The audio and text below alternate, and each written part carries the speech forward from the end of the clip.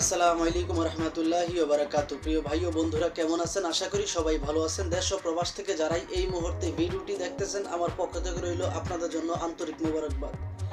আমি চাই আপনারা সবসময় ভালো থাকেন, যে দেশেই থাকেন না কেন, যে কাজই করেন না কেন, আপনারা যেন সবসময় ভালো থাকেন।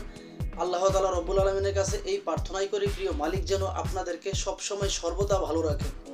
তো প্রতিদিনের মতো আজকে আবারও চলে আসলাম নতুন একটা ভিডিও নিয়ে। যে ভিডিওতে থাকবে গুরুত্বপূর্ণ কিছু তথ্য। আশা করি ধৈর্য সহকারে পুরো ভিডিওটি দেখে আপনার মূল্যবান মতামত ভিডিওর কমেন্ট বক্সে লিখে যাবেন।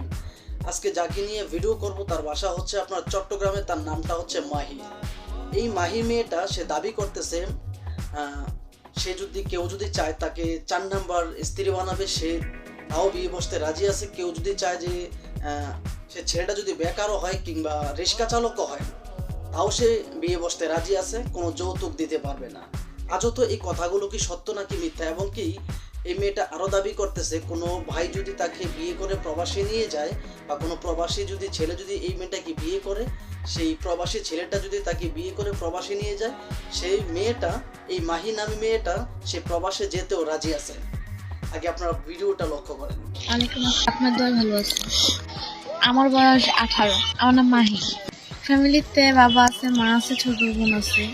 আসলে আপনাদের ক্যামেরার সামনে আসা, আপনাদের এখান থেকে অনেকে শুনছিলাম যে অনেক মেয়ে আপনাদের ক্যামেরার সামনে এসে সফলতা ডিগ্রি পাইছে, একজন মনের মানুষ পাইছে। তো আমিও ভাবলাম ওদের মতো আপনাদের ক্যামেরার সামনে এসে যদি একটা মনের মানুষ পাওয়া যায় আর কি, তাহলে এই জন্য। ওরকম কিছু না, রিক্সাওয়ালা হোক আর যেই হোক, আমাকে শুধু সে চার বিয়েও করতো, তার তো আমার কোনো আপত্তি নেই। সে শুধু আমাকে খাওয়াইতে পারলেই হয়েছে, আর সে আমার বট গাছের মধ্যে একটু ছায়া দিতে পারলেই হয়েছে। শুনতে পারলেন তো এই মেয়েটা কি বললো? প্রতিবেদন নামে ডিজিটাল ভিক্ষা করা যে মেয়েগুলো, এই মেয়েটা কি বললো শুনতে পারলেন তো আপনাদের নিজের মুখে। এখন আসল পয়েন্টে আসি। কথা হলো গিয়ে, একটা মেয়ে কখনোই চায় না সে টাকা পয়সা ধন দৌলত সব কিছুর ভাগ দিল, স্বামীর ভাগ কাউকে দিতে চায় না মেয়েরা, এটা বাস্তব কথা। আর দ্বিতীয় কথা হলো গিয়ে, আপনার একটা মেয়ে তার হাজব্যান্ডকে কখনোই অন্য মেয়ের সাথে মিশতে দেয় না, এবং কি সেই মেয়েগুলো কখনোই চায় না যে আসলে তার হাজব্যান্ড অন্য কোনো মেয়ের সাথে মিলামেশা করুক। প্রকৃত যে মেয়ে, ভালো মেয়ে, তারা কখনোই এটা চায় না। কিন্তু এই যে প্রতিবেদন নামে ডিজিটাল ভিক্ষা করা যে মেয়েগুলো, এই মেয়েগুলো প্রতিনিয়ত এই সমস্ত উদ্ভট মন্তব্য করে ভিডিও বানায়, এবং কি প্রবাসীদেরকে দেউলিয়া করার জন্য।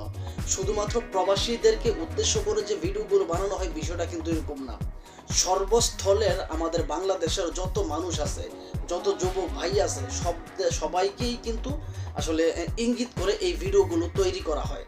আর এই সমস্ত যে ভিডিওগুলো তৈরি করে যে ইউটিউবাররা, ওই ইউটিউবারগুলোর ব্যবহার এতটাই খারাপ যা আপনারা আসলে যদি ওদের ব্যবহার শোনেন, আপনাদের মনে হবে যে আসলে কোনো নিষিদ্ধ পল্লীর ট্রেনিং প্রাপ্ত এই ইউটিউবারগুলো, বা কোনো দৌলদিয়া যে নিষিদ্ধ পল্লী আছে, যৌনপল্লী আছে, সেই যৌনপল্লীর দালালের ব্যবহারও কিন্তু এতটা খারাপ হয় না। এই সমস্ত ইউটিউবারের ব্যবহারগুলো যত খারাপ।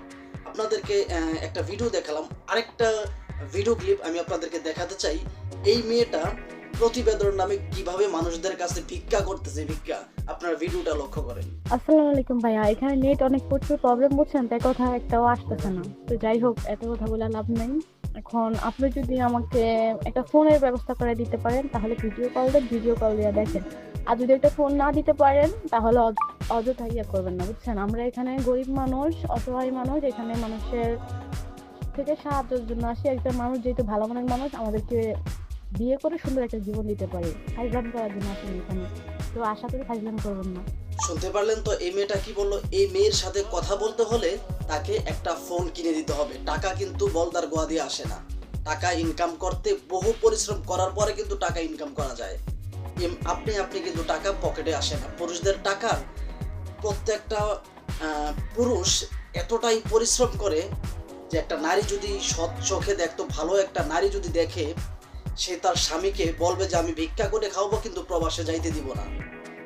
প্রবাসীরা এরকম কষ্ট করে, সেই প্রবাসীদেরকে উদ্দেশ্য করে এই ভিডিওগুলো বানানো হয়। আর এই মেয়েটার কথা শুনছেন, এই মেয়েটাকে দেখতে হলে বা তার সাথে কথা বলতে হলে ওকে আগে একটা ফোন কিনে দিতে হবে, তারপর ওর সাথে কথা বলা যাবে। এই সমস্ত মেয়েগুলো আসলে মানুষের বিছানায় যাইতেও দেরি করবে না। আমার তো মনে হয় যে আসলে বৈধ মায়ের অবৈধ সন্তান এই মেয়েগুলো হচ্ছে, বৈধ মায়ের অবৈধ সন্তান, নাম পরিচয়হীন একটা নর্তকী, যা রাস্তার মেয়ে যদি না হতো, তাহলে এই সমস্ত ভিডিও কখনোই ভালো মেয়েরা করে না। এই সমস্ত মেয়েরা একমাত্র রাস্তার মেয়ে, এই জন্য এই ভিডিওগুলো করে। তারা এমন এমন কথা বলে, ফিজিক্যালি কথা বলতে দ্বিধাবোধ করে না, মানুষের কাছ থেকে টাকা ধান্দা করার জন্য ফিজিক্যালি কথা বলতেও দ্বিধাবোধ করে না। আমার তো মনে হয় যে এই মেয়েগুলো আপনার যৌনপল্লীর কোনো কর্মী, একমাত্র যৌনকর্মীর যে কর্মীগুলো, যৌনপল্লীর যে মেয়েগুলো, তারাই এই সমস্ত ভিডিওগুলো করে, এই সমস্ত ব্যবহার করে। ওদের জন্মের ঠিক আছে কিনা আমার সন্দেহ হয়, মাঝে মধ্যে আমার সন্দেহ হয় যে আসলে ওদের জন্মের ঠিক আছে কিনা। মনে হয় না যে জন্মের ঠিক আছে, কারণ যদি জন্মের ঠিক থাকতো তাহলে এই সমস্ত মানুষদের সাথে বা বিভিন্ন প্রবাসীদের সাথে এরকম চিটিংবাজি পাটপারি কখনোই করতো না। আপনারা যদি খোঁজ নেন দেখবেন যে আসলে ওরা কখনোই ওদের আসল পরিচয় দেয় না, সত্য ঠিকানা দেয় না। ওরা এক এক সময় এক এক ভিডিও করে, এক এক নামে ভিডিও করে, এক এক ঠিকানায় ভিডিও করে, এক একটা আপনার পোশাকে ভিডিও করে। বোঝাও সম্ভব যে আসলে ওরা কতটা চিটিংবাজ মানুষ। আমরা তো আসলে প্রবাসীরা সহনশীল মানুষদেরকে খুব ভালোবাসি, আমাদের বাংলাদেশের অসহায় মানুষের কথা শুনলে মনটা কাঁদে। কিন্তু এই সমস্ত নর্তকীরা, ওদের কাছ থেকে কখনো আসলে ভালো সন্তান আশা করা যায় না। ওরা কখনো মানুষের ভালো স্ত্রী হওয়ার যোগ্য না, ভালো কোনো মানুষের স্ত্রী হওয়ার যোগ্য না। ওরা হচ্ছে এক নম্বরের নর্তকী, যৌনপল্লীর কর্মী। তো ভিডিওটি বানানো হয়েছে শুধুমাত্র সতর্কমূলক, কাউকে উদ্দেশ্য করে বানানো হয় নাই। ভিডিওটি ভালো লাগলে লাইক, কমেন্ট, শেয়ার এবং চ্যানেলটি সাবস্ক্রাইব করে আপনাদের পাশে থাকার সুযোগ দিবেন। আল্লাহ হাফেজ।